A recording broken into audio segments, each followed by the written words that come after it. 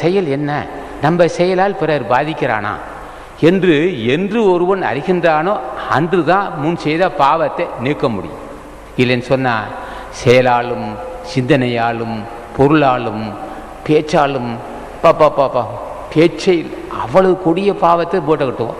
இது இனம் புரிந்து கொள்வது யாருன்னா அருதவம் செய்த மாணிக்கவாசகர், அருமையான தவம். அவருக்கு மட்டும் எப்படி அந்த அறிவு கிடைச்சதுன்னா அவர் வணங்கினது ஆசான் முதுபெரும் தலைவன் சிவபெருமான் அகத்தீசன் எல்லாம் ஒன்றுதான்.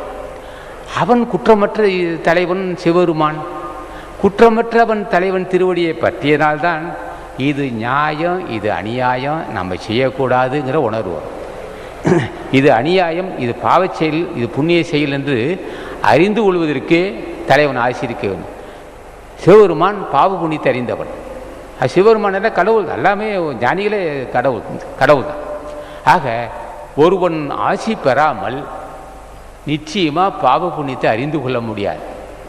பாவ புண்ணியத்தை அறிந்து கொள்வது அவளை லகு நினைக்க வேண்டாம். மிகப்பெரிய அறிவு, மிகப்பெரிய அறிவு. அப்பேற்பட்ட அறிவு பெற்றவர் தான் மாணிக்கவாசகர். பாவ புண்ணியத்தை அறிந்து கொள்ளலாம், நீக்கணும் அல்லவா? சரி, நீக்கிறதுக்கு என்ன அது பாவ புண்ணியத்தை அறிந்து கொண்டோம், சப்பு தான் தெரியுது. வறுமை சூழ்ந்திருக்கு, வறுமை சூழும்போது நான் ஏதோ பொய் சொல்லி தானே சொன்னேன்.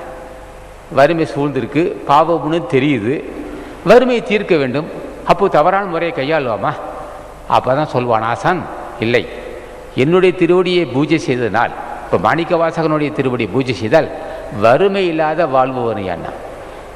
மாணிக்கவாசகா, இந்த பொல்லாத வறுமையிலிருந்து அடியேன் விடுபட வேண்டும், நீ அருள் செய்தால் அன்றி என் வறுமை தீராது. வறுமை தீராவிட்டால் நான் நிச்சயமாக பொய் சொல்ல வேண்டிய சூழ்நிலை வரும்.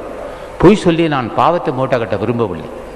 சரி, பொறாமைப்படுகிறது. இந்த பொறாமை குணம் இனம் புரியாத ஒரு குணம். அது கேட்குறான் தலைவனை, நீ பொறாமை அற்றவன் மாணிக்கவாசகா, நீ பொறாமை அற்றவன், நான் பொறாமை உள்ளவனாக இருக்கிறேன்.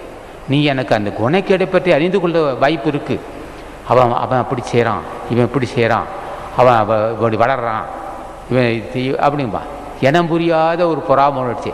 பக்கத்து வீட்டில் பெரிய வீடை கட்டினா நமக்கு மனசு தாங்காது. மாணிக்கவாசகனா சேர்ந்த அவன் புண்ணிய செஞ்சிருக்கான், கட்டியிருக்கான், உனக்கு அந்த யோகியது இல்லை, நீ குடிசையில் இருக்கிற, ஏடா போட்டு வாழ்த்திக்கிற, இது கொனைக்கிறது தானே, பாவம் இல்லையா? இந்த மாதிரி உணர்வுகள் வரும்போது நீ பொறாமைப்படுவே, பக்கத்து வீட்டுக்காரனுக்கு தீங்கு செய்வேன், அவன் வேணே சூழ போகுது. ஆகவே பக்கத்து வீட்டுக்காரன் வளர்ச்சி அடைகிறான், செல்வத்தை பெருகினாவோட பொறாமைப்படுவான். அதை மாணிக்கவாசனை கேட்குறான். அவன் வீடு கட்டுறான், ஏதோ செய்கிறான், காரில் போகிறான், பங்களாவில் இருக்கான், நமக்கு அந்த வாய்ப்பு இல்லை, ஏன் மனமே பொறாமைப்படுகிறாய் என்று மாணிக்கவாசகன் ஆசி இல்லாமல் அந்த புத்தி வராது. ஆக ஒவ்வொன்றாக சொல்லு பொறாமை உணர்ச்சி. சரி, மாணிக்கவாசகன் கோபமே இல்லாத மனிதன், கோபமே இல்லாத மகன்.